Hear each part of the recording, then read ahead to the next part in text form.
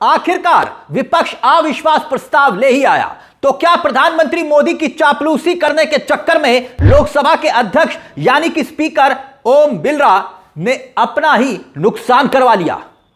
सच कहें तो ओम बिरला ने अपनी कुर्सी खुद ही फंसा दी मोदी के चक्कर में। यानी पहले जगदीप धनखड़ इसी चक्कर में बदनाम हुए और फिर उसके बाद अब ओम बिरला। कभी जगदीप धनखड़ की रीढ़ की हड्डी सीधी नहीं दिखाई दी, रहस्यमय तरीके से इस्तीफा होता है और स्पीकर ओम बिरला भी अब उसी चक्कर में बदनामी झेल रहे हैं। बड़ी खबर संसद से अब यह आई कि समूचे विपक्ष ने लोकसभा में विपक्ष के स्पीकर ओम बिरला के खिलाफ रूल 94C के तहत अविश्वास प्रस्ताव नोटिस लोकसभा महासचिव को सौंप दिया। इस नोटिस में 118 सांसदों के हस्ताक्षर हैं, जिसमें Congress, Samajwadi party, left, RJD के लगभग सभी सांसदों ने एक साथ हस्ताक्षर किए। बड़ी बात यह रही कि मंगलवार की सुबह 11 बजे की तस्वीरें देखिए, लोकसभा की कार्रवाई शुरू होती है, तब दिखा कि ओम बिरला सदन की कार्यवाही का संचालन करने चेयर पर ही नहीं आए। डिप्टी स्पीकर पैनल के पीसी मोहन ने कार्यवाही की शुरुआत की। हालांकि विपक्ष का जोरदार हंगामा हुआ, दोनों तरफ से हंगामा हुआ, ऐसा नहीं है एक तरफ से। कार्यवाही 2 मिनट भी नहीं चल पाई। पहले 12 बजे और फिर 2 बजे तक के लिए सदन स्थगित होता है और फिर मालूम चला कि अविश्वास प्रस्ताव आ गया, यानी स्पीकर के खिलाफ नो कॉन्फिडेंस नोटिस आ चुका है। इसका मतलब यह है कि जिस स्पीकर को तटस्थ होना चाहिए, न्यूट्रल होना चाहिए, उन पर पक्षपात के आरोप लग रहे हैं, अविश्वास लाया गया है। और कहीं ना कहीं ये जो नोटिस है अब ना सिर्फ ओम बिरला की बेइज्जती है, बल्कि ये मोदी जी की भी बेइज्जती है, शाह की भी। क्यों? क्योंकि मोदी जी और अमित शाह जी ने अपने पर्सनल इंटरेस्ट पर दूसरी बार ओम बिरला को लोकसभा की अध्यक्ष की कुर्सी सौंपी। अब यूं तो खुद बिरला ने, जो कि तमाम शिकायतें उनके खिलाफ, विपक्ष ने कोई एक शिकायत तो की नहीं, 4 शिकायतें हैं, कई आरोप हैं उन पर। और अगर उन आरोपों को हम शॉर्टलिस्टेड करें तो सिर्फ 4 प्रमुख यहां पर जो वाजिब आरोप दिखाई देते हैं। आरोप नंबर 1, विपक्ष का यह कहना है कि बिना पर्याप्त कारण के, बिना किसी ठोस वजह के किसी भी बात पर स्पीकर साहब विपक्ष के किसी भी सांसद को सस्पेंड कर देते हैं, निलंबित कर देते हैं। और बड़ा गंभीर आरोप है ये ओम बिरला पर। जो दूसरा गंभीर आरोप लगा है, विपक्ष ने जो लगाया है कि लगातार स्पीकर विपक्ष की आवाज दबा रहे हैं, विपक्ष के किसी सांसद को बोलने नहीं देते, टोका टाकी करते हैं, और यहां तक कि जो नेता विपक्ष है, एलओपी है, राहुल गांधी, उनको तक बोलने की इजाजत नहीं दी जाती। दूसरी तरफ बीजेपी से चाहे जो भी सांसद जितनी देर भी बोलना चाहे तो ओम बिरला कभी रोक टोक नहीं करते।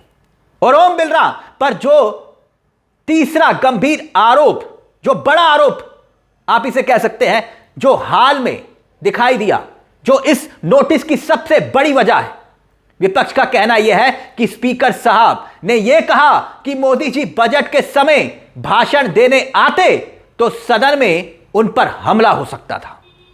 यही बात स्पीकर ने कही थी और यही बात सांसदों को अपमानित करने के लिए कही गई।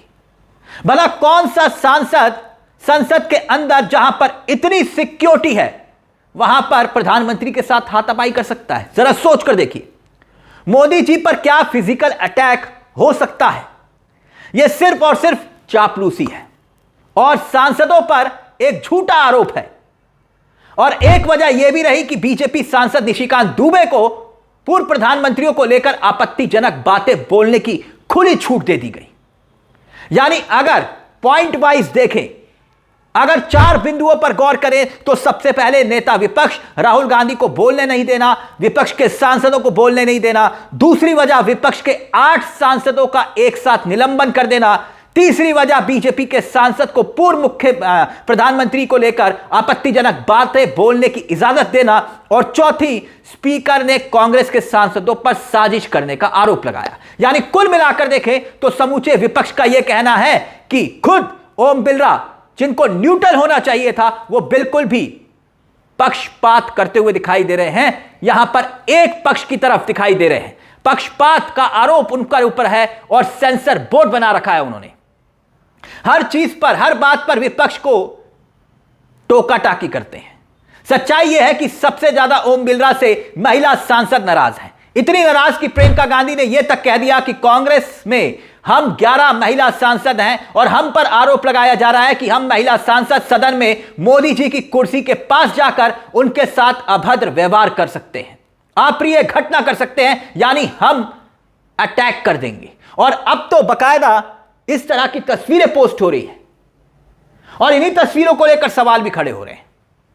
और प्रियंका गांधी कह रही हैं कि क्या हम उस स्थिति में हैं कि प्रधानमंत्री पर हमला करें। और यह गैर जिम्मेदाराना बयान है स्पीकर की कुर्सी पर रहकर, क्योंकि स्पीकर ने खुद कहा था ना कि मैंने ही प्रधानमंत्री को मना किया। और वैसे भी हमारा संविधान कहता है कि स्पीकर को तटस्थ होना चाहिए, लेकिन वो नहीं है। पक्षपात नहीं करना चाहिए, लेकिन पक्षपात कर रहे हैं, ऐसा आरोप है। दूसरे पक्ष की बात सुन रहे हैं और एक तरफ विपक्ष की बात को दरकिनार कर रहे हैं। इसलिए ये नो कॉन्फिडेंस अविश्वास प्रस्ताव लेकर आया गया है। अविश्वास प्रस्ताव को लेकर तभी नोटिस सामने आने की बात आ गई थी जब ये 100 सांसदों के हस्ताक्षर की बात आई थी। जब 100 सांसदों ने हस्ताक्षर एक साथ किए थे, इस तरह की खबरें सोमवार को ही बाहर आ गई थी। लेकिन अब तो 118 सांसद ओम बिरला के खिलाफ अविश्वास प्रस्ताव हस्ताक्षर कर चुके हैं।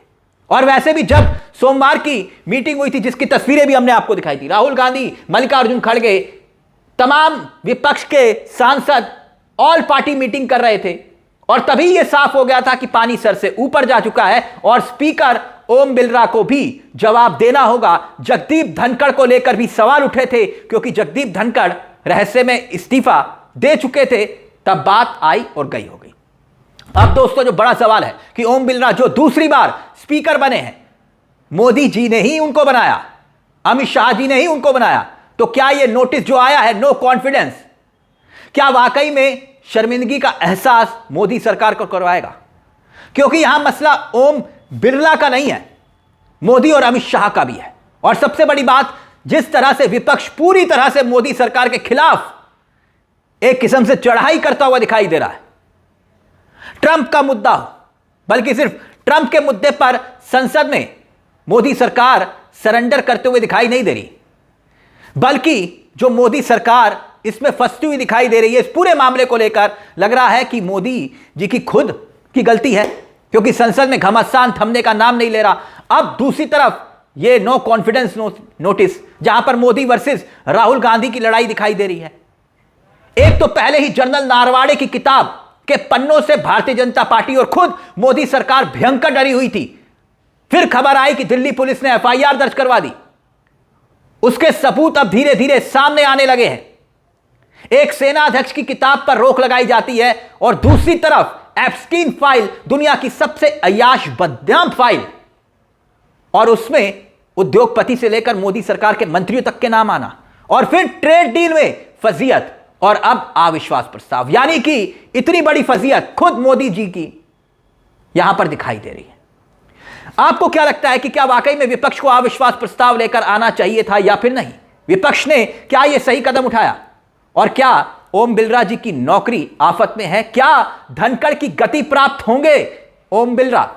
यह एक बड़ा सवाल है।